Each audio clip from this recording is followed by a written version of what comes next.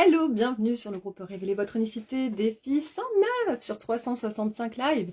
Aujourd'hui, j'ai envie de parler d'ouverture d'esprit, de garder un œil ouvert et s'adapter aux différentes situations de la vie qui peuvent se présenter à nous et d'avoir cette malléable, d'avoir cette capacité de s'adapter en fonction de chaque situation et surtout de garder cet esprit ouvert qui permet de se fermer à aucune possibilité, de ne rien négliger dans ce que la vie nous propose et de pas forcément se limiter, de pas forcément se dire que dans certains cas, dans certains contextes, les choses ne sont pas accessibles et que c'est pas possible, etc. Mais vraiment de garder cette souplesse de l'esprit, de la même manière qu'on a une certaine souplesse dans le corps. D'ailleurs, c'est cette cohérence entre le corps et l'esprit qui va permettre aussi d'adopter de meilleures décisions, de faire les meilleurs choix dans sa vie. Et c'est pour ça qu'il y a beaucoup de gens qui se tournent vers le yoga, vers différentes pratiques comme ça, qui sont super puissantes et super régénérantes, et qui permettent aussi d'avoir ce regard aiguisé sur la vie et beaucoup plus aligné en fait. Et en fait, c'est vraiment important d'avoir cette cohésion entre le corps, cette unité entre le corps et l'esprit, et de développer cette souplesse. Cette souplesse qui va permettre, d'une façon en totale cohérence avec l'esprit, d'avoir vraiment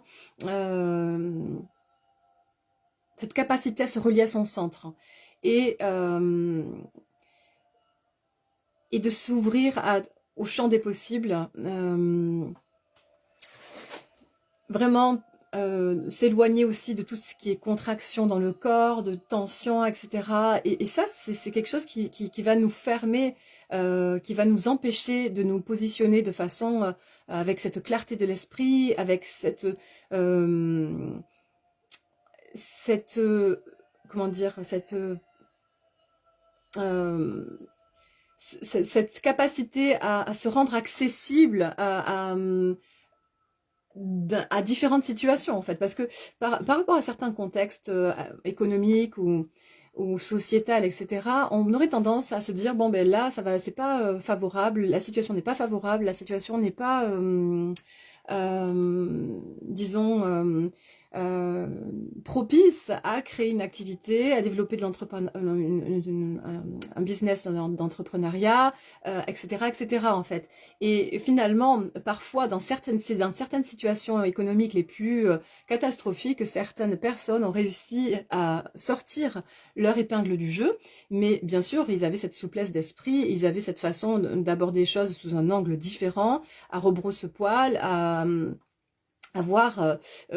développer ce regard aiguisé qui permet de voir des opportunités là où les autres ne voient que des fermetures, là où les autres ne voient que des limitations, là où les autres ne voient que un contexte paralysé, où ils sont saisis d'effroi par rapport à ce qui se passe. Voilà, donc ça, c'est vraiment, ça demande vraiment d'avoir cette adaptabilité, d'avoir cette capacité à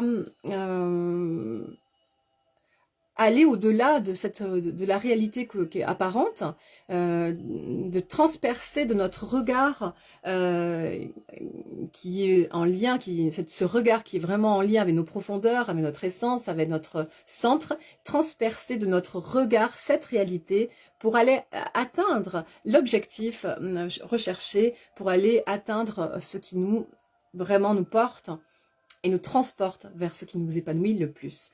Voilà.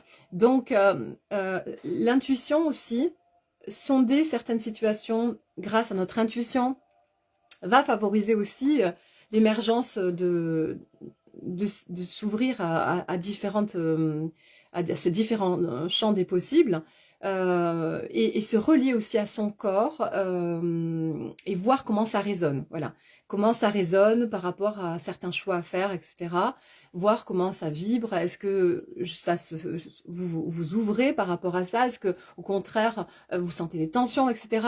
Et vraiment garder cette possibilité de vous dire que l'intuition peut aussi vous guider vraiment par rapport à certains choix à faire. C'est vraiment quelque chose qui va être déterminant. Donc de ne rien négliger dans les différentes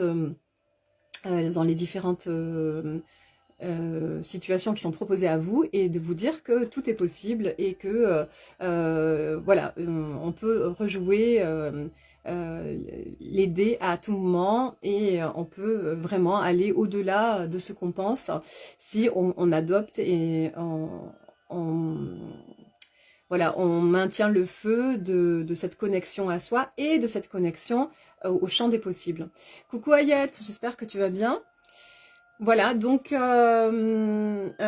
pour terminer, donc voilà, donc en fait il y a une image que j'aime bien par rapport à ça, c'est vraiment de voir alors, je crois que c'était une citation qui dit « L'olivier se brise et le roseau plie ». Donc voilà, c'est vraiment d'arriver à s'adapter comme le roseau, d'avoir cette souplesse de l'esprit, du corps, de la même manière que le roseau se plie. Et bien nous aussi, on doit, en fonction des situations, des rencontres, des différents contextes, etc., nous plier, de ne pas vraiment se figer, se fermer,